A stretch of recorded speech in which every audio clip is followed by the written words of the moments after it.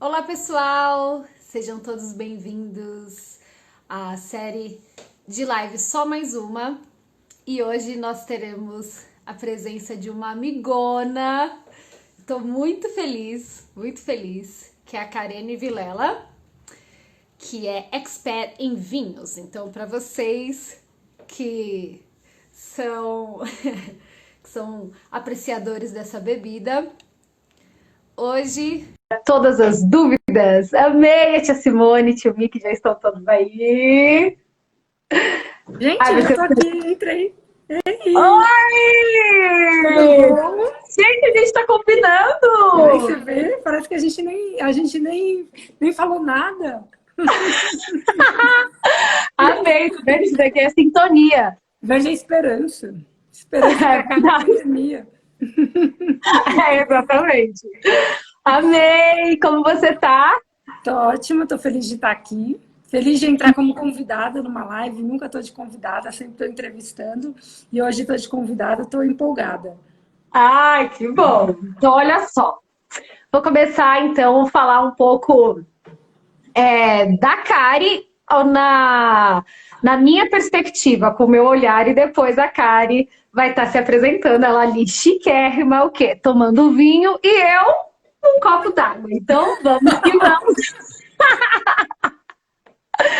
cada um na sua, não é mesmo? Então, É. olha só. A Kari é minha amiga de infância. Infância. Crescemos juntas. Eu acho que eu passei mais tempo na casa da Kari do que na minha própria casa. Né? Eu acordava já lá na casa da Karine, praticamente.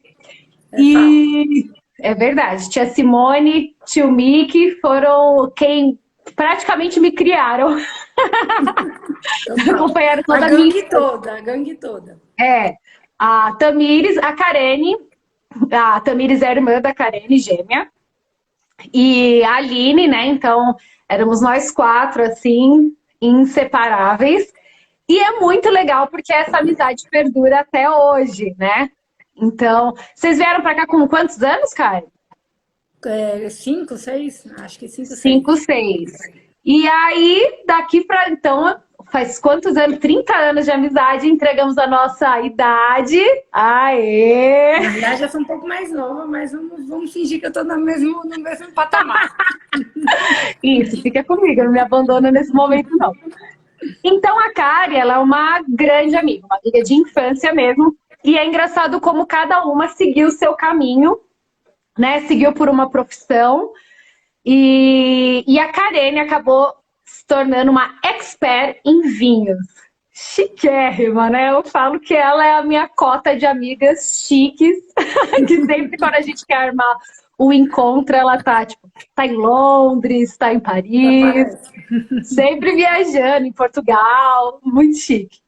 Mas, Kari, é uma honra tê-la aqui. Quero dizer que eu te amo muito. Estou muito feliz e eu quero mesmo aproveitar esse momento para tirar todas as dúvidas sobre essa sua profissão que é tão. Que ninguém entende. Exatamente. Que ninguém sabe o que eu faço. Então, ótimo, né?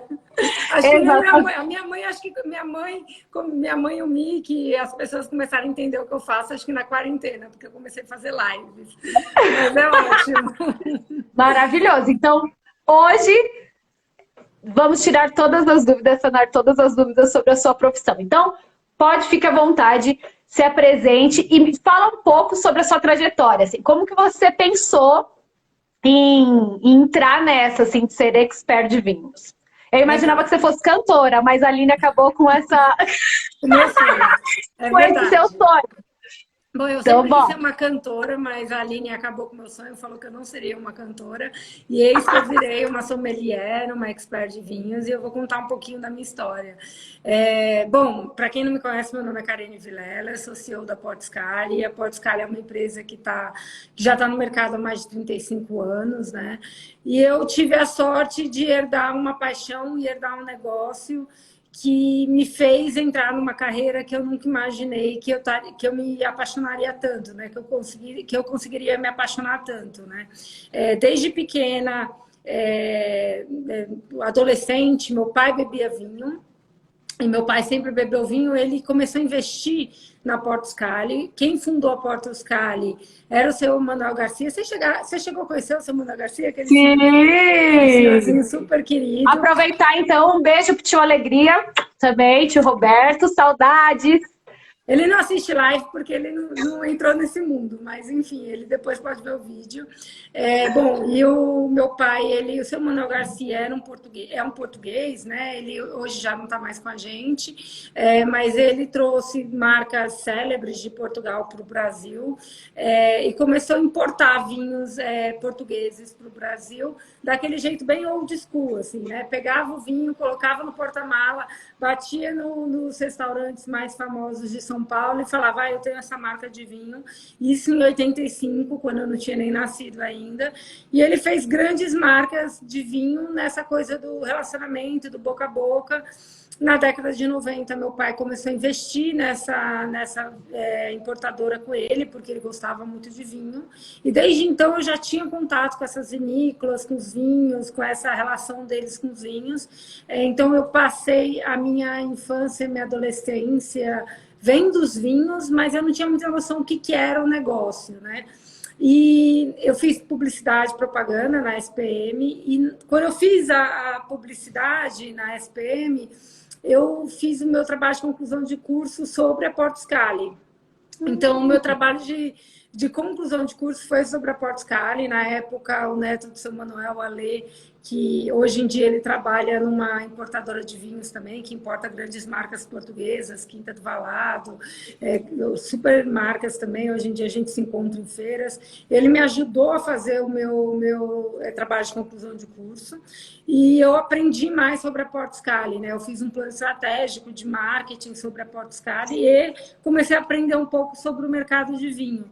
E foi quando eu comecei a namorar um pouco mais essa coisa de gastronomia, de vinho, o que é, o que não é, o que é um sommelier, o que um sommelier faz, né? O que um enólogo faz. E foi quando eu comecei a entender um pouco mais, né? E, bom, logo na sequência, eu fui trabalhar em agência, trabalhei em agência de publicidade, trabalhei numa empresa, uma multinacional com inteligência de mercado, depois em publicidade em agências.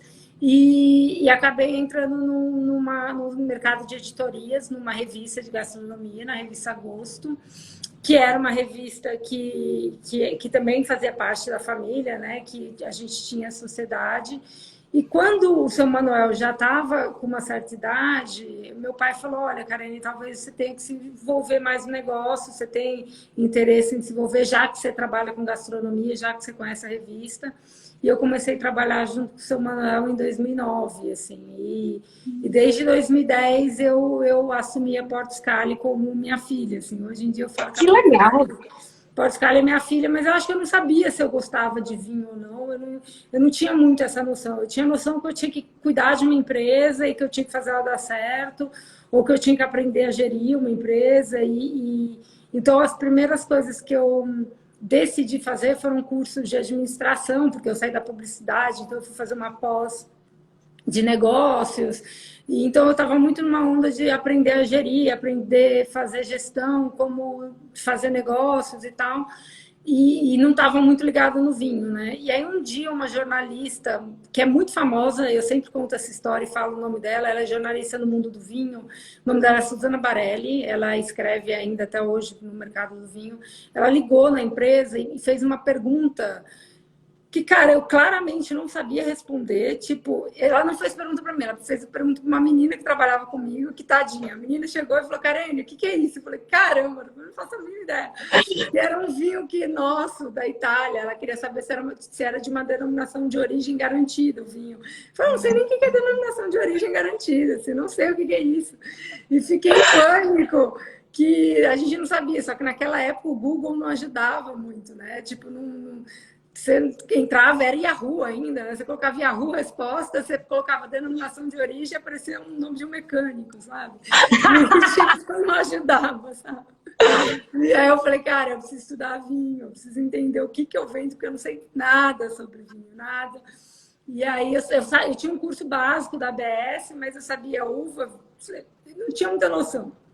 E levei nas coxas o curso também. E aí comecei a estudar. E aí, quando eu comecei a estudar, eu me liguei, cara, é muita coisa para saber, não é só isso. E cada vez que eu estudo, eu costumo dizer para as pessoas que o vinho é uma fonte inesgotável de conhecimento, assim, é como medicina. Você sobe numa escada, a escada não tem fim nunca, assim. Então é legal que não adianta a pessoa falar que entende de vinho. Ela pode estar numa jornada de entender de vinho, alguma coisa a mais, mas assim, ela vai continuar tentando entender para sempre, para o resto da vida dela, porque tem muita coisa para saber, assim, muita coisa mesmo. E aí, é engraçado, né? A Kari estava falando, eu, como passei a minha infância, a minha adolescência com elas, realmente a gente tinha muito contato, né, em relação ao vinho por conta do pai dela, né, do tio Roberto. Então eu sempre vi, ele tinha uma adega, né, na casa dele e tal. Então eu sempre via, o tio sempre estava tomando, enfim, essas coisas. Mas confesso que nunca passou pela minha cabeça que você seguiria, assim, que você assumiria essa responsabilidade mesmo e tocaria a empresa. E é muito legal, porque a Kari, às vezes a gente marca de ir lá na casa dela e às vezes ela fala das coisas, ela fala de vinho como se eu entendesse alguma coisa, eu não entendo bolhufas. E aí, Kari, eu quero te fazer uma pergunta que é o seguinte, qual que é a diferença entre sommelier, entre enólogo, que você falou, né? Exato. Tem mais outras denominações? Enófilo. Quais são essas diferenças? E o que você é, afinal? Porque tem o expert também, não sei se tudo isso é isso. Fala pra gente. Essa é uma ótima pergunta, Tita. Assim, eu acho que as pessoas se confundem nisso até hoje, né? Eu vejo... A minha mãe sempre fala que eu sou enóloga, né? E eu sempre falo, mãe, eu não sou enóloga, né? Enólogo é quem faz vinho, né? Na realidade... para você fazer o vinho, né, você tem que estudar enologia, né? Tem uma faculdade própria para enologia, que tem muito base de química, né? Muita base é uma coisa muito mais operacional para fazer o vinho, né? Para montar todas aquelas questões de como fazer o blend do vinho, como finalizar o vinho, como tirar os ácidos e nananã, que isso é enologia. E um sommelier, uma sommelier, eles trabalham, eles sabem sobre a história do vinho, as regiões, tudo que está por trás de como encantar o cliente. Né? Então, ele vai chegar no restaurante, o sommelier vai falar, olha, eu tenho esse vinho que vai harmonizar com tal coisa. Geralmente, o sommelier está muito atrelado com o serviço, com a questão de chegar num restaurante, ou numa festa, ou em algum lugar, e fazer o serviço. Eu sou formada como sommelier, mas assim, cara, pede pra eu abrir uma garrafa, eu sempre, cara, corto o dedo, faço um tumulto. Eu confesso que eu sou uma péssima sommelier. Eu tenho amigos de mercado, né, que eu tenho que falar o nome deles, assim, que fazem um trabalho que eu admiro. O Diego Arrébola, que faz parte de expert do nosso site da Portugal, a Gabi Frison, a própria Jéssica Marinzé, que é alguns amigos meus de profissão, que eles fazem um serviço de vinho impecável, sabe? Segura a garrafa de forma certa, abre bonito, não corta o dedo, abre o espumante sem fazer barulho, né? Porque o certo é você abrir espumante sem fazer POC, né? Não pode Gente, fazer eu achei POC. que, tipo, não é ano novo, assim? Tipo, feliz ano novo, pá! Não faz POC. E aí, assim, para você ter essa técnica para abrir, não fazer explodir tudo, você tem que estuda-se, né? A gente estuda para isso, né? Eu confesso que eu estudei pouco e, apesar de ser formada, eu não sou tão boa nisso. Mas, né, tem outras coisas que eu tenho mais competências, que é a questão de ser uma estudiosa em vinhos, né? Que a gente chama de enófilo. Enófilo ou expert em vinhos, né? Que é uma pessoa que estuda sobre vinhos, que sabe regiões, que sabe climas, que sabe o que indicar de cada vinho, né? Que sabe sobre mercado. Eu sou uma pessoa que eu gosto muito de estudar sobre o mercado de vinhos, tendências, assuntos contemporâneos. Então, eu normalmente falo que eu sou uma expert em vinhos, porque eu sempre estou muito mais ligada para negócios do vinho do que para o serviço do vinho, que é o que o sommelier faz. Que é um trabalho que eu digo e eu falo para muita gente que é muito desvalorizado no mundo do vinho e que devia ser muito valorizado, porque é um trabalho lindo e um trabalho muito difícil e árduo, né? Porque é muito difícil você ser um bom sommelier. Além de você ter que saber muita coisa, você tem todo aquele trabalho de serviço, de encantar, de sempre estar sorrindo. É um trabalho de servir o outro, que é um trabalho de muita beleza, né? Então, ser um sommelier, eu admiro muito esses meus amigos que fazem isso com competência, né? Isso é bem legal. E enologia, cara, é uma alquimia, né? O cara é um alquimista, né? Ele pega aquela uva legal, aquele produto legal, que a uva tem que ser boa para o cara fazer um bom vinho, né? Então, tem o viticultor, que começa a linha do vinho bom, né? Sem uma boa viticultura, sem uma boa uva, não tem vinho bom, esquece.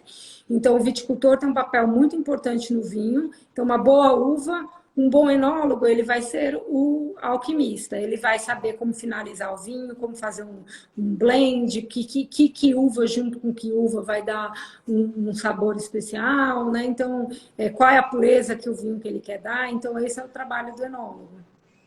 Muito legal. Porque assim, quando eu falo que eu tenho uma amiga que trabalha com isso, todo mundo acha que só fica provando vinho.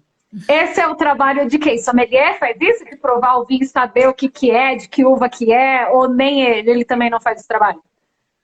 Olha, as pessoas acham que a gente bebe o dia inteiro, né? Apesar de eu estar bebendo agora, não é por aí, assim. Profissionalmente, o certo, né? Quando eu estudo ou quando eu vou em eventos profissionais, a gente não bebe. A gente degusta na boca e cospe todos os vinhos, né? Isso é o trabalho profissional, né? Hoje eu estou aqui no momento relax, né? Acabou meu trabalho, eu abri uma taça e estou bebendo uma taça. Mas profissionalmente, quando a gente está com as pessoas do trabalho, a gente, numa feira, né, quem é profissional de verdade, sempre, nunca bebe o vinho, ela sempre degusta, vê o que tem de álcool, de acidez, anota os parâmetros, e para depois avaliar isso. Não adianta você ingerir todo o álcool, tá bêbado e não conseguir avaliar aquilo depois, Mas entendeu? quem é que faz esse trabalho, Kari? É o... Todos, na realidade, Todos? todos degustam, assim, não adianta, a degustação de vinho é inerente de todos. Por quê? Porque o enólogo é como um cozinheiro, né? Ele precisa provar para ver se o vinho tá bom, né? É como você for lá, vai misturar os ingredientes, você vai provando no meio do caminho para ver se a composição tá dando certo. Então, o enólogo prova muito. O expert em vinhos, ele precisa provar muito para entender as nuances e as diferenças de cada região, de cada vinho. As pessoas acham assim, por exemplo, tem uma uva chamada Chardonnay, né? As pessoas acham que a Chardonnay é igual no mundo inteiro, não é. Então, o expert em vinhos, ele precisa ter a noção de essa Chardonnay é de onde, né? Ele precisa degustar e falar, essa Chardonnay é de tal região, de tal região. Por quê? Porque essa está com mais madeira americana, então se tem mais madeira americana, provavelmente foi feita em Napa Valley, e tudo isso é treino, né? Você tem que degustar e treinar, então anotando e treinando, você vai tendo esse dom de saber de onde é o vinho, né? Gente, eu tô passada que você toma e você fala, é dessa região que foi colhida às 5 horas da manhã por uma camponesa. 5 horas da manhã a gente não fala. Assim, a degustação às cegas faz parte do nosso trabalho e principalmente da minha carreira que é acadêmica, né? Eu ando estudando bastante. Então, para esses cursos que a gente faz, tem provas às cegas, né? E essas provas cegas sempre tem a questão de você saber identificar qual é a principal, esse vinho, a principal região tal. Então, geralmente tem tipicidade o vinho, né? Então, por exemplo, uma Sauvignon Blanc da Nova Zelândia, né? É a uva Sauvignon Blanc plantada na Nova Zelândia, ela tem uma característica muito clara quando você já estudou aquele vinho. Então, numa prova cega, você é obrigado a matar aquilo de cara. Você precisa cheirar e falar, isso é Sauvignon Blanc, Nova Zelândia, sem erro, 2 segundos, é isso, entendeu? E isso é treino, entendeu? Caramba, cara, eu tô passada assim com isso. Então, esses cursos, normalmente, quando você estava em Londres, essas coisas, eram esses cursos de... Você sempre teve o paladar aguçado, assim, pra Ótima pergunta. Não, assim, eu lembro que quando eu comecei a estudar, né, eu comecei numa escola que chama Wine Spirits Education Trust, que é uma escola inglesa, né? E as pessoas me perguntam muito por que estudar numa escola inglesa, sendo que os ingleses não produzem vinhos, né? Qual o sentido de estudar numa escola inglesa, né?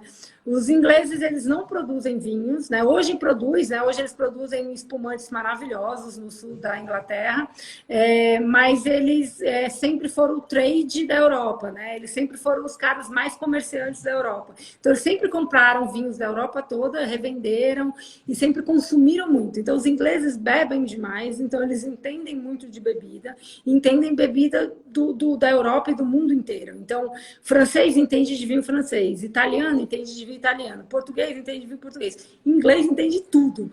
Então, não é à toa que os ingleses são os melhores para ensinar sobre vinho ou sobre destilados, eles realmente sabem beber. E eu escolhi essa escola que tinha o nível 1, 2 e o 3 aqui no Brasil. E quando eu comecei a fazer essa escola, no nível 1, eu falei, cara, imagina, já tem uma importadora, esse nível 1 deve ser baba, né? Tipo, um dia, nem estudei, nem abri o livro, falei, o quê? Isso é besteira. Eu quase não passo na prova, assim, acho que tinha que tirar 75, eu tirei 76, sabe? E aí eu falei, nossa, esse negócio é complicado mesmo, né? Tipo, difícil, sabe? E aí eu comecei a ver que eu tinha que estudar, né? O nível 2. E aí o que eu fiz foi, eu resolvi fazer cada nível num lugar diferente no Brasil para começar a me envolver com a indústria de vinho de lugares diferentes. Então, o 2 eu fiz no Rio de Janeiro. E aí eu lembro que eu tinha um monte de gente lá e o pessoal falava, nossa, tem tal coisa no vinho, tem tal coisa. Eu falava, cara, eu não consigo acessar nada disso, ferrou, eu não tenho nariz, eu não cheiro nada. Nossa, a Tamires piorou. Tô fodida nessa prova.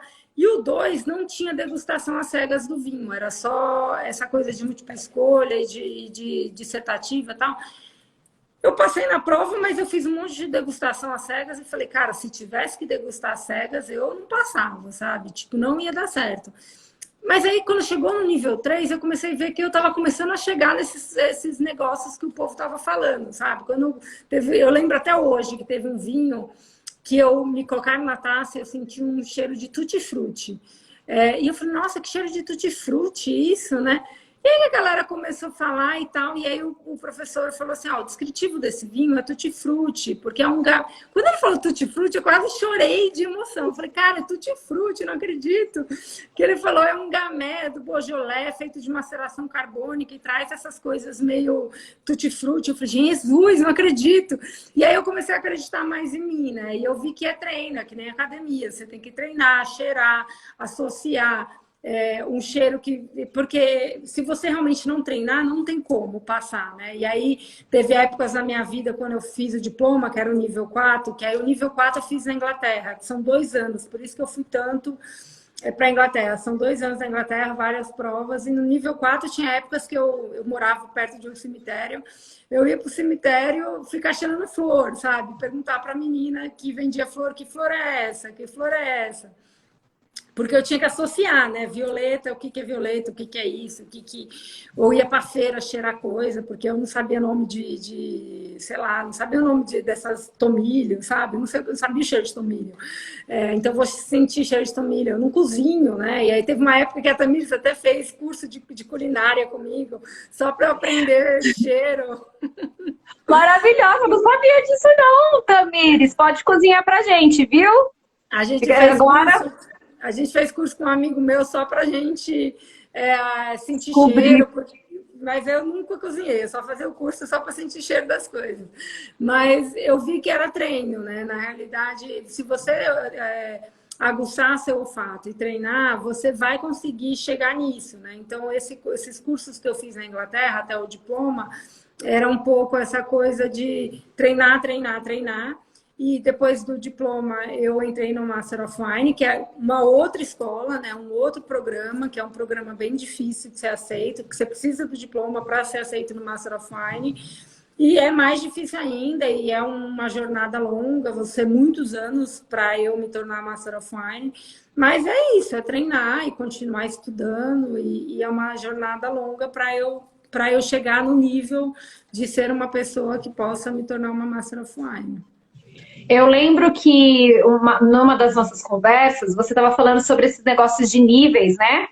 Que no Brasil, acho que havia só uma que estava no nível tal. Eu lembro que você comentou alguma coisa assim, que no Brasil, que conforme vai ter... No Master of Wine tem um brasileiro só que é Master of Wine, que é o Dirceu Viana. Ele é super respeitado, né? O Dirceu Viana, só que ele não mora no Brasil, ele mora na Inglaterra, né? Ele mora na Inglaterra mora na Inglaterra há 35 anos. Hoje, morando no Brasil, que está próximo de tirar o Master of Wine, acho que só o Tufi, que é uma pessoa queridíssima, foi meu professor no nível 1, 2 e 3, assim, é um cara que um médico, um cirurgião que me ajuda muito e assim, para mim é um mestre. Ele tá eu estou no estágio 1, ele está no estágio 2. E ele, eu acho que é a pessoa mais próxima de tirar o Master of Wine morando no Brasil, assim, né? Então... Gente, estou muito orgulhosa. Então, vou ter uma amiga que vai ser uma das únicas. Chique. Mas isso vai demorar, mas enfim, quem sabe? Um dia. Demora quanto tempo, Kari? Minha meta é eu conseguir o Master até uns 40 anos, assim, falta uns anos. Nossa, mas é tudo isso? Demora tudo isso? Mas é tempo, é dedicação, Ah, tá. Ele não tem um tempo que seja específico, tipo assim, um curso de 2 anos. Não. É um estudo e até você concluir uma prova e conseguir essa certificação. É como se fosse a OAB. Que na realidade você tem que passar na prova, né? E como tem muita prova, a prova é muito difícil, né? Principalmente esse do estágio 2, né? Não é tão fácil, as provas cegas são muito difíceis. Eu normalmente tenho mais facilidade com as provas teóricas do que as provas práticas, né? Eu tenho muito mais dificuldade com prático mesmo, né? Eu voltei a estudar, esse ano eu parei de estudar, voltei a estudar essa semana, até o Ferraz está falando aqui da Ali Tasting, eu voltei a estudar essa semana. E esse segunda-feira eu fiz um tasting, até que ele me ajudou, montou para mim 6 vinhos e levei ferro em quase todos. Mentira, alguns eu fui bem. Teve alguns que eram óbvios, mas alguns eu mandei mal e na real é assim mesmo. Eu tenho que treinar, estudar e faz parte, assim. Mas não tenho dúvidas de que você vai conseguir, porque você é extremamente inteligente. E isso não sou só eu que acho. Todos que estão aí no bate-papo, que eu tô me divertindo com esse bate-papo. Olha, pena que eles não ficam salvos, porque senão eu ia comentar todos e ia dar muita risada. Já passaram algumas perguntas aqui. Uma foi para você falar um pouquinho sobre esse vinho que você está tomando. Legal. Outra foi sobre se você consegue distinguir essas coisas de cheiro, tempero também agora em relação à culinária, ou é somente no vinho que você aguçou isso? E passou mais uma outra que eu não consegui pegar, mas vamos nessas duas então. Da culinária você consegue? Consigo. Hoje em dia, na realidade, eu tenho a sorte de trabalhar com vinhos, eu tenho a oportunidade de ir para muitos restaurantes, né? Esse mundo do vinho está muito ligado com a gastronomia, né? A gente está muito entrelaçado sempre, assim. E aí eu acabo comendo bastante coisa diferente. Eu acho que nessa ideia de ter... E não tenho nenhuma restrição de alimentos, né? Eu como de tudo, não deixo de comer nada. Então, o fato que hoje eu consigo ver e sentir coisas diferentes, eu acho que isso me ajuda muito no tasting também, que aguça mais a ideia de você melhorar o olfato, né? E o vinho que eu estou bebendo hoje é um Chenin da França, né? Chenin é a uva, Chenin Blanc. E esse vinho a gente tem na Portscale, recente, que ele entrou. Ele é uma delicinha, assim, eu abri ele ontem, aliás, e ele tá seguindo. Eu abri ele no Coravin, né? Não sei se eu já mostrei o Coravin para vocês, que é aquela maquininha que eu tenho para tirar o vinho sem abrir a rolha. É um negócio. Tem na Portscale o Coravin. O Coravin é um instrumento do mundo do vinho que você coloca, você espeta uma agulhinha, você tira o vinho sem tirar a rolha, né? Então você injeta o argônio, um gás inerte aqui, que é o argônio, e deixa a rolha, né? Então isso é bom para pessoas que querem, às vezes, testar o vinho antes de abrir, ou às vezes a pessoa só quer tirar uma tacinha do vinho, ou querem provar o vinho ano após ano, então às vezes você pega um vinho antigo, quer provar um ano, depois provar no ano que vem. Então você vai tirando as taças conforme você quiser, sem ter que abrir a garrafa e oxidar a garrafa. Então eu tirei no Coravinho ontem, mas aí à noite eu acabei abrindo a garrafa e ela ficou bebeu aberta. tudo, porque a gente está na quarentena. Isso. E ela não oxidou, ela continua não oxidada, é um vinho super gostoso, assim, muito bom. Bom que você tocou nisso. Eu acho que assim, nenhum de nós aqui estamos, temos todas essas parafernálias e tal. Então, para nossa casa, abrimos um vinho, porque a gente recebeu os amigos, sobrou esse vinho aqui, não tomou a garrafa toda. Esse vinho pode ser guardado? Sim, não, eu enfio a rolha de novo, eu ponho uma colher, igual na época do nosso tempo, para não sair o gás do refrigerante. Como que eu faço? Como que eu faço para manter esse vinho? Ótima pergunta. Na verdade, depende muito, né? Assim, depende muito do nível do vinho, né? O que eu falo? Vinhos estruturados, né? Vinho que passou por maturação em madeira, geralmente eles são vinhos mais gordinhos, eu falo, né? Esse vinho é mais gordinho. O que significa? Ele tem peso em boca. Normalmente, esses vinhos que são mais pesados na boca, eles costumam aguentar mais tempo do que aqueles vinhos mais leves. Mas, cara, como eu fico sabendo disso? Tem essa descrição no rótulo? Quando você coloca o vinho na boca, você vai saber se o vinho é pesado ou leve, né? É que nem suco de limão e suco de manga. O suco de limão é leve na boca, o suco de manga é pesado, né? Então, o vinho, quando ele é levinho, né? Tipo, você sente o peso na boca, ele é leve. Quando ele é denso na boca, você vai ver que ele é mais denso. Você vai falar assim, nossa, esse negócio tá denso na boca, deve durar mais, né? Então, pode anotar que essa é a primeira dica. Se o vinho for mais gordo na boca, mais pesado, mais untuoso na boca, e não tem medo, né? As pessoas acham assim, não entendo de vinho, então eu nem vou pensar nisso, porque eu não entendo. Você entende, na realidade a gente sabe o que é peso de boca do vinho, é que a gente não para pensar, porque a gente fala, não entendo, então nem vou tentar. Mas a gente entende, sim, a gente coloca o vinho na boca, a gente sabe que ele é gorduroso, untuoso, pesado, porque a gente sabe o que é isso. E aí, quando ele for mais pesado, ele provavelmente vai aguentar 2, 3 dias na geladeira só com a rolha, né? Eu, geralmente, não deixo só a rolha, porque eu tenho a triste mania de, quando eu coloco a rolha, eu enfio muito a rolha e depois, para puxar, é uma desgraça, assim, eu nunca consigo puxar. Então, eu tenho esse negocinho aqui, que é tipo um negocinho de vácuo, assim, que você tira o ar de dentro Mas isso aqui também não serve para nada. É melhor deixar a rolha ou isso, tanto faz. Né? Mas se você deixar na geladeira, não tem problema nenhum. Assim, então dura mais uns 2, 3 dias. Não posso servir daqui uma semana o vinho de novo. Os tintos geralmente aguentam mais que os brancos, né? Mas uma semana acho que pesa mais, assim, uma semana acaba oxidando mais. Mas a ideia é o seguinte, tem vinhos oxidados que ficam legais, assim. Porque o que acontece? O vinho vai oxidar, né? Ele vai trocar todo tipo de sabor, de aroma e tal. Tem vinho que fica interessante oxidado, que não fica tão horroroso. Tem vinho que fica intragável, você vai falar, nossa, isso aqui tá imbebível. Mas tem coisa que você fala, nossa, mas que interessante isso. Então, vale também tentar, né? Eu sou o tipo de pessoa que sempre que o vinho fica muito tempo na geladeira, eu sempre testo e falo, bebe ou não bebe, assim. Também não acho que é por aí de, tipo, ter uma...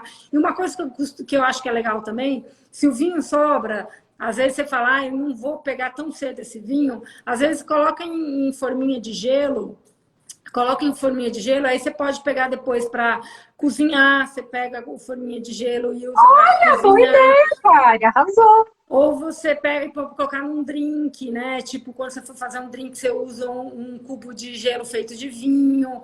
Então, o legal é isso, assim, se você sobra vinho, você colocar na forminha de gelo, você vai poder usar em vários momentos depois, assim.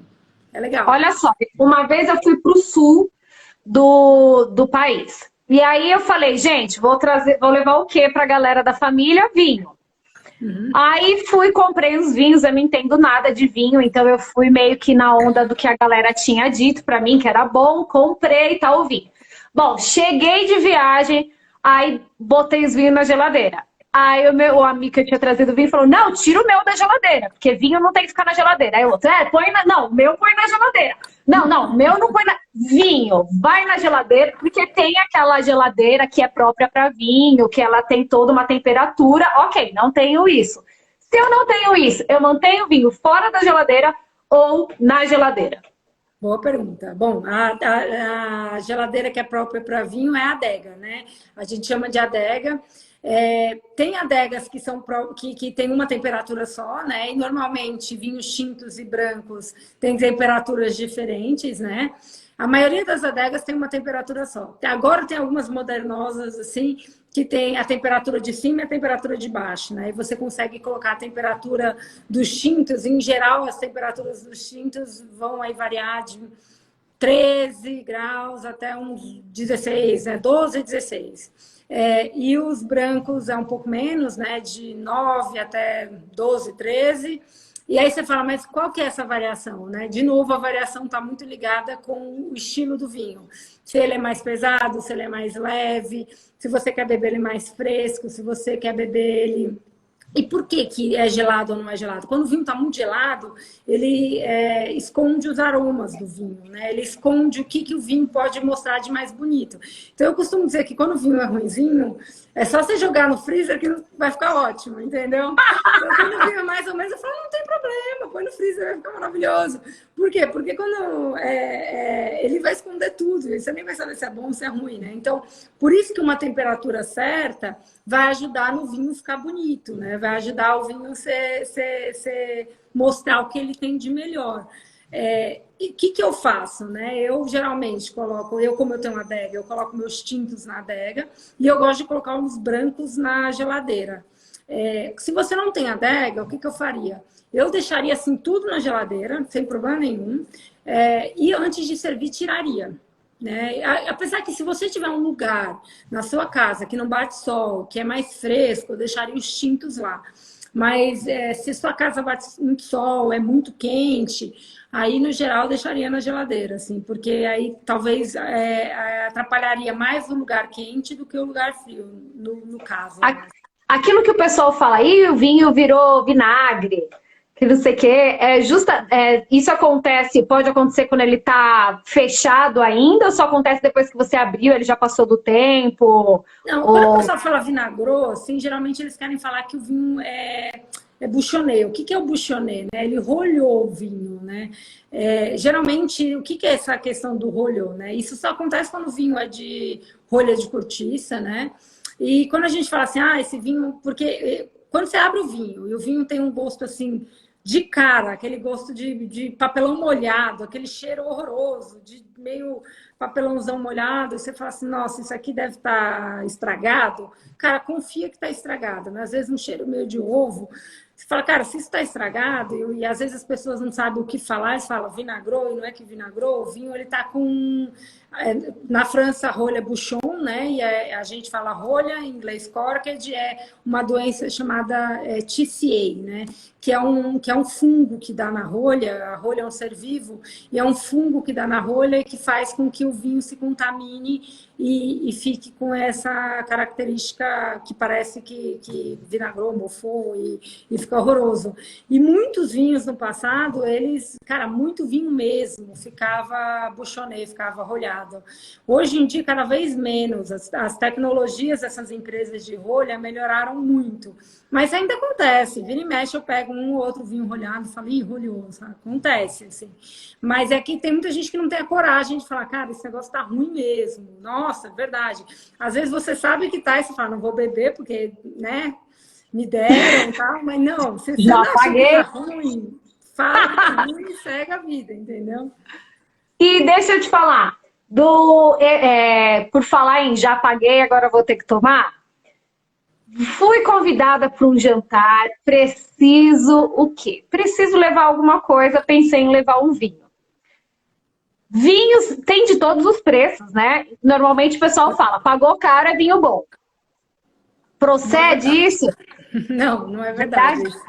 Isso é mito, isso é totalmente mito, assim, na realidade tem muito, assim, tem vinho bom em todas as categorias, né? Tem o vinho de entrada, que a gente chama que é um vinho mais simples, tem vinhos muito bem feitos e que são muito bons, sendo vinhos de entrada, vinhos de meia gama, que a gente fala que são vinhos que não são vinhos de guarda, e vinhos de guarda, o que são vinhos de guarda, né? Que são vinhos feitos para serem guardados, que esses vinhos geralmente são mais caros. E por que eles são mais caros?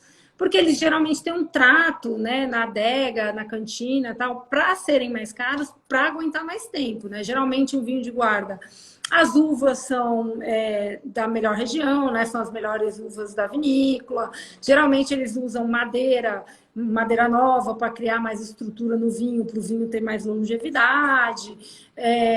Tem uma série de coisas aí que podem influenciar para esse vinho ter mais guarda e eles deixam mais tempo maturando nessa madeira. Então, imagina que tem vinho que fica maturando 4, 5 anos, até 10 anos na vinícola até ser lançado. Então, imagina 10 anos teu estoque parado para vender, né? Então, claramente, esse dinheiro vai ser repassado para o cliente, é por isso que o vinho é caro. Mas chega um determinado momento que o preço do vinho está muito ligado com marca também e com demanda, né? Então, tem vinhos que são caríssimos porque a marca se popularizou como roupa, é na mesma questão de moda, de tênis, de qualquer coisa, e tem muita demanda para aquilo, e só que tem demanda, só que o vinho também tem uma questão que não é que você vai lá na China e manda um chinesinho fazer mais tênis ou fazer mais bolsa da Louis Vuitton. Não existe isso, né? Porque a uva cria um determinado limite ali naquela região, né? Não consegue produzir mais, né? Naquela região. Então, o vinho vai ficando mais caro por isso, porque tem mais gente querendo e não tem o que entregar para essas pessoas. Mas tem muito vinho bom, barato, pode ter certeza. E quais são, de custo-benefício, assim? Qual que é o melhor, assim? Tipo, leva esse que é sucesso. Eu costumo dizer, assim, bom, eu posso falar dos meus, né, da Portscali, assim, eu costumo dizer que vinhos... a Portscali nasceu do DNA português, né? Não é à toa que a gente chama Portscali, a empresa, né? Hoje a gente tem mais de 350 rótulos do mundo inteiro, né? E eu me orgulho de vender vinhos do mundo todo, de ter vinhos desde a Nova Zelândia, França, Estados Unidos. A gente tem vinho do mundo inteiro, de todas as regiões famosas, né? Vitivinícolas do mundo. Mas Portugal é sim uma região com vinhos de custo-benefício muito conhecido, né? O JP é um vinho que a gente vende muito, Serras do Azeitão, são Monte das Ânforas, é a linha de entrada da Bacalhau, que são vinhos que eu fico chocada o que eles entregam de qualidade versus o preço. Assim, eles têm preços muito acessíveis pela qualidade que eles entregam. Assim, é uma qualidade muito alta pelo preço que eles têm. Assim. E brasileiro? Tem? Brasileiro tem muito vinho legal, assim, eu sou fã dos espumantes brasileiros, assim, eu acho que os espumantes brasileiros, em geral, são as melhores coisas que a gente produz no Brasil. A gente tem no nosso portfólio os espumantes do Galvão Bueno, a gente tem os espumantes da Quinta Dom Bonifácio, que é uma vinícola que a gente adora. Eu adoro a Cavigás, que fica em Pinto Bandeira, que é um dos espumantes também mais premiados e famosos do Brasil. Os vinhos tranquilos, né? A gente chama vinho tinto e vinho branco de vinho tranquilo na indústria. Assim, a gente chama que é vinho tranquilo. Porque espumantes, espumosos, os outros tranquilos. Os vinhos tranquilos, no geral, eu acho que eles estão melhorando muito no Brasil. Eu acho que tem um longo caminho a percorrer. Já tem grandes vinhos. Eu acho que o problema é, o brasileiro não quer pagar o mesmo preço que ele paga no vinho importado pelo vinho brasileiro, né? Eu acho que isso é uma bobagem, porque a gente deveria priorizar os nossos produtos nacionais, mesmo porque a indústria brasileira não tem nenhum incentivo, né? Não existe incentivo para a indústria brasileira ter um produto mais barato. Muita coisa da produção de vinhos é importado também, então, tanto a garrafa quanto muitos insumos da indústria vêm de fora. Então, o vinho é caro por isso também. Então, assim, eu acho que é muito difícil ainda vender vinho tranquilo nosso no Brasil, porque ainda é muito caro e o brasileiro não dá valor por isso, né? Mas tem, sim, vinhos bons com custo que ainda não é tão barato assim. Ô, Kari, você está falando de vinho de espumante. Espumante champanhe? Boa pergunta, né? Eu acho que muita gente acha que champanhe, que todo espumante do mundo inteiro é champanhe, né? E é engraçado porque, na realidade, champanhe é uma região na França. Hoje em dia ela é uma denominação de origem, demarcado. Só pode ser chamado espumante champanhe quem é feito em Champagne, na França, né? Mas, Olha! por Tipo muito... Cândida. Tipo Cândida. Tipo Cândida. Só pode ser chamado champanhe quem é produzido na região de Champagne. Óbvio que muitos anos, né, espumantes produzidos no Brasil eram chamados de champanhe, espumantes produzidos nos Estados Unidos, na Austrália, eram chamados de champanhe. A França, nessa região demarcada, eles fizeram um trabalho excelente de cortar os nomes, né? Hoje em dia a gente chama os espumantes no Brasil de espumantes, na Espanha tem uma denominação de origem famosa para espumantes que é cava, na Itália tem espumantes famosos que é o Prosecco. O Prosecco é a mesma coisa, só que fica na Itália. Franciacorta, que é na Itália também, mas assim, champanhe é só na França, né? Então quando a gente fala assim, eu tomei um champanhezinho, ou vou comprar um champanhe, aí você compra um espumante brasileiro. Não, você não comprou um champanhe, você comprou um espumante brasileiro. A gente está totalmente errado quando a gente fala que comprou um champanhe. Geralmente você sabe que comprou um champanhe quando você gastou no mínimo R$300, porque um champanhe é R$300 no mínimo aqui no Brasil. Se der sorte, 250. Então, se você não gastou R$250, você não tomou um champanhe. Não é champanhe, amor. Não é champanhe. Te enganaram. Ô, Kari, tá acabando, a gente só tem 15 minutos. Por que passa rápido? Passa voando. Eu acho que essa é uma pergunta importante. Não sei, pelo menos pra mim é. Todo mundo fala, gosta de vinho doce? Vinho doce é ruim, imagina, vinho doce. Não, não pode ser doce, tem que ser pró-seco, tem que ser seco. Se é seco é chique, se é pró-seco é mais chique ainda. Explica isso rapidamente pra gente, o que é cada um, cara? Ótima pergunta. Na real, assim, eu acho que virou um estigma aqui no Brasil, porque o vinho suave aqui no Brasil é doce, né? Então as pessoas começam a beber vinho pelo vinho suave e doce. E aí todo mundo fala, gente, que horror, quem bebe vinho suave, né? Tipo, deveria beber vinho seco, é só seco que é chique, só vinho seco que é o bom, né? E na realidade, tem vários estilos de vinho doce no mundo, produzidos no mundo, que são vinhos de altíssima qualidade, né? Óbvio, né? O vinho suave feito aqui no Brasil é um vinho que é feito com outra espécie de uva, não é feito de vitis vinífera, né? Tem várias espécies de videira. Aqui é feito com vitis americana, que é feito com rendimento muito grande. Tem muita adição de açúcar, não é realmente um vinho de boa qualidade. Mas tem vinho doce no mundo, como o Moscatel de Setúbal, que é um vinho que eu vendo de Portugal. Tem Tokais, que são vinhos produzidos na Hungria. Tem vinhos que a gente fala late harvest, né? Colheita tardia, que você colhe as uvas mais tarde, e as uvas ficam doces naturalmente no mundo inteiro com muita qualidade. Então tem muito vinho doce, vinhos madeira, vinho do Porto, tudo isso é vinho doce. Então vinho do Porto, vinho madeira, tudo vinho muita qualidade, muito vinho. Então, na verdade, é mais por uma questão de gosto do que qualquer outra coisa. Eu sou apaixonada por vinho do Porto, por vinho madeira, assim, e são vinhos que eu costumo dizer que são indestrutíveis, né? Porque eles têm açúcar residual suficiente, acidez suficiente para viver séculos, né? Então a gente tem madeiras seculares, né? Eu tenho oportunidade de, em algumas degustações, beber Porto de 1800, assim, você beber história, sabe? Então é muito errado a gente falar que vinho doce é vinho ruim. Não, tem muito vinho doce maravilhoso. Entendi. Bom, gente, então se vocês precisarem de vinho, não vão no mercado comprar.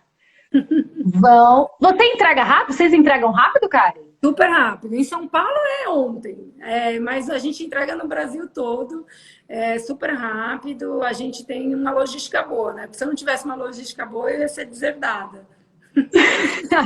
Então, estou precisando de um vinho urgentemente para ir no jantar, essas coisas. Eu posso recorrer, então, a Porto-Scali, que eu vou conseguir. A gente resolve rapidinho. A Porto-Scali sempre entrega muito rápido. Logística rapidinha. Maravilhoso. A Aline, ela fez uma pergunta, deixa eu ver se eu acho aqui, que eu não faço a mínima... Lambrusco é um vinho? É espumante? É lambrusco? O que que É é? Lambrusco. Lambrusco é um espumante, né, da Itália, é feito de uma espécie de videiras que é da Vitis Lambrusco. Não é Vitis vinífera, é Vitis Lambrusco. Tem um estigma que as pessoas falam que Lambrusco é de baixa qualidade, né? É feito na região da Emília-Romana, na Itália. Cara, tem muito Lambrusco, muito bem feito, de altíssima qualidade, coisas muito boas, assim. É porque no Brasil se popularizou com lambruscos muito baratos, teve muita coisa que veio com uma qualidade meio duvidosa, mas tem muita coisa bem feita, assim, muita coisa mesmo. Assim, são vinhos muito legais, são espumantes tintos, né? E muito bons, assim, legais para fazer harmonizações, né? Eu acho um espumante bem versátil para harmonizar. Se as pessoas tiverem dúvidas ainda sobre o que eu vou levar, pelo Insta da Portos, elas conseguem tirar essas dúvidas de falar, eu estou precisando de uma dica, o que que eu levo, vou servir massas, vou servir não sei o quê. Vocês dão essa consultoria também? Total, na realidade o Insta da Portos tem um monte de gente que tem acesso, né? Então, as meninas do marketing, os meninos, o pessoal da agência, eu, Ferraz, o Ricardinho, que acho que estava aqui na live também. Muita gente tem acesso ao Insta, assim, então tem o time inteiro da Portos Cali tem acesso, então todo mundo fica vendo o que a gente está recebendo, o que está vendo. Então, o primeiro que vê já responde, já tenta dar suporte para as pessoas, o que é muito legal. Assim, a gente tem um time unido que se fala o dia inteiro e é um time coeso, assim, que rapidinho a gente consegue atender e dar dicas com certeza, assim, de harmonização, de falar o que é legal. E no nosso site, para quem nunca entrou no site da Portos Cali, tem dicas de harmonização de todos os vinhos que a gente tem. Então, tem dica com o que harmonizar cada vinho. Assim, tem lá os iconezinhos do que vai com cada coisa, porque eu sinto que as pessoas têm muita dificuldade nesse quesito. Mas, geralmente, eu falo que harmonizar é uma coisa assim, que se você confiar mais em você mesmo, você vai ver que é muito simples, né? Que a gente cria uma barreira muito grande de, eu não sei de vinho, nem vou tentar. Mas você vai vendo, assim, é aquela coisa que eu falei, né? Você coloca na boca o vinho, você fala, leve, você fala, cara, comida leve, frango, né? Então você vai sentindo, conforme você vai criando coragem de experimentar o vinho, você sente o que a comida, o que pede, né? Então... É que eu acho que o vinho, ele sempre foi visto, e eu acho que ele é também uma bebida mais sofisticada, né? Assim,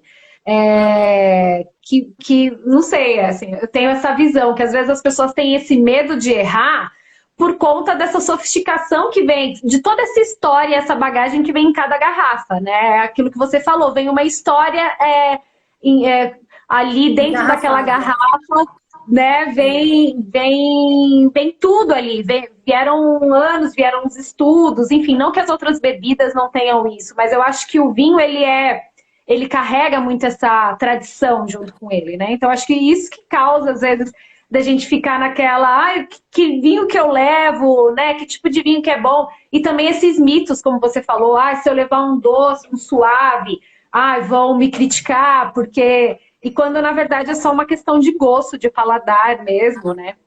Exatamente. Kari, foi maravilhoso. Já acabou? Maravilhoso. Faltam 5 minutinhos. Nossa, então, só para a gente conseguir se despedir com calma, né? Foi realmente maravilhoso. Eu acho que teria aqui 1 milhão de perguntas para fazer a você, porque realmente é um assunto que abrange muita coisa, né? Além disso, a Portos Cali também não vende só vinho, né? Vende gin, vende outros tipos de bebidas, né? Entendi. Que também a gente poderia aqui abranger, que poderia falar aqui. Eu agradeço muito por você ter aceito. Eu adorei falar aqui de vinho, falar um pouco da Portos Cali, eu adorei. Realmente, a Portos agora a gente está com muita coisa diferente. O Coravin, que eu comentei, essa ferramentazinha a gente tem na Portos também. A gente tem muita coisa na parte gourmet que é legal também. Sim, muito obrigada a todos que participaram.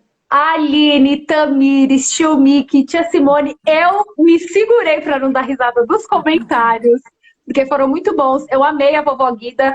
A história da vovó Guida. Eu me segurei para não rir. E eu amei, Kari. Muito obrigada. Eu que mesmo. agradeço, Tita. Adorei, foi super legal. E eu acho que passa muito rápido, eu nem vi, nem falei tudo que eu dava para falar. A gente marca outra para falar mais de vinho.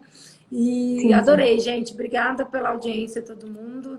Não esqueçam, quem quiser usar o código de desconto da Carene lá na Portscale, é Amigos da Carene.